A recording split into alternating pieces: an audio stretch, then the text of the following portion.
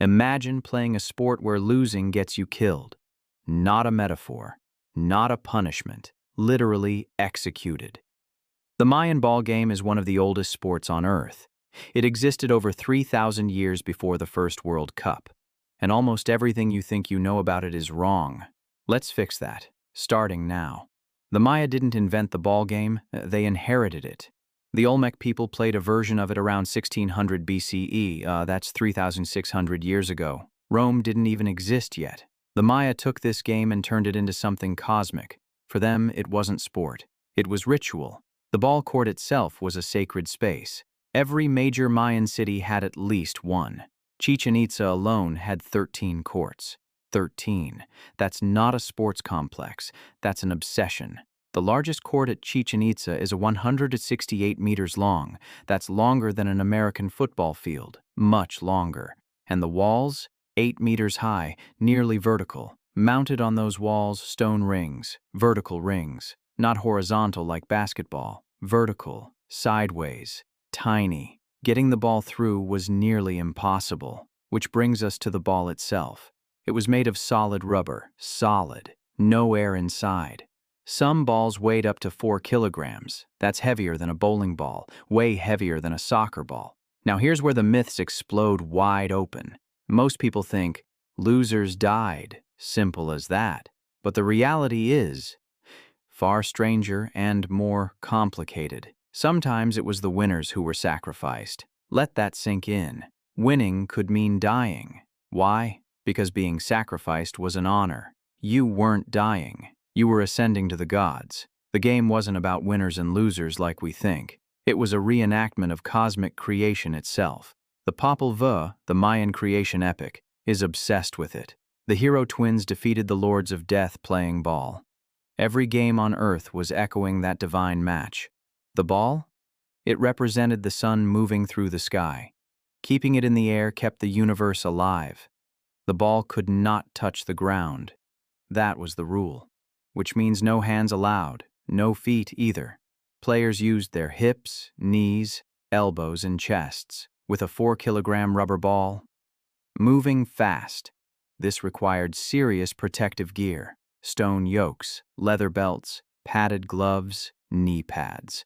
The stone yokes alone weighed over 25 kilograms. Playing in that was basically a superhuman workout.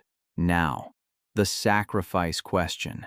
Let's really dig into this. Human sacrifice did happen connected to the ball game. Confirmed. But it wasn't every game. Not even most games. Regular people played this game for fun, for gambling. Lords bet entire fortunes on the outcome. Sometimes they bet slaves, lands, even their own freedom. The sacrificial games were special, high stakes, cosmic, often played with war captives as the losing team. The captive played, then lost, then paid the price. But here's the twist that changes everything. Some carvings show the winning captain being decapitated. His blood became the serpent's, his death fed the earth. Sacrifice wasn't cruelty, it was obligation, a cosmic deal. The gods gave you life, you gave them yours back. Wild. But wait, there's another myth to destroy. Everyone thinks this game died with the Maya. It didn't. The Ulama game is still played in northwest Mexico today. Same hip-striking rules, same rubber ball, same ancient roots. Thrahan my 600 years old and still being played. Let that land. The oldest continuously played sport in human history. Basketball, 1891. Soccer as we know it, 1863. The Mayan ball game was ancient before Europe had nations. Now let's talk about what this game really was. It was politics, it was prayer, it was power. Cities sometimes settled disputes through the ball game. Instead of war, you played. The gods decided the outcome. That's honestly a better system than most wars. The court was also propaganda architecture. Every carving on every wall told you who was in charge. The king was always connected to the hero twins above. Legitimacy wasn't earned in elections. It was carved in stone. The ball game made rulers look divine, literally godlike. This is where it gets really uncomfortable for us. Think about how we use sports today. Really think. Sports distracts. Sports unites people behind a flag. Sports makes powerful people look chosen. Sound familiar? We never stopped playing the Mayan ball game. We just stopped understanding what we were doing. Now one more myth to kill. The death thing. Scholars long assumed every game ended in sacrifice. That was projection. Western scholars projecting savagery. The Maya had laws, philosophy, calendars more precise than ours. Their ball game was sophisticated, not savage, complex. The Mayan ball game was theology expressed as athleticism. It was the universe played out in real time. Every bounce of the ball was a vote for sunrise. Every match was a prayer that tomorrow would come.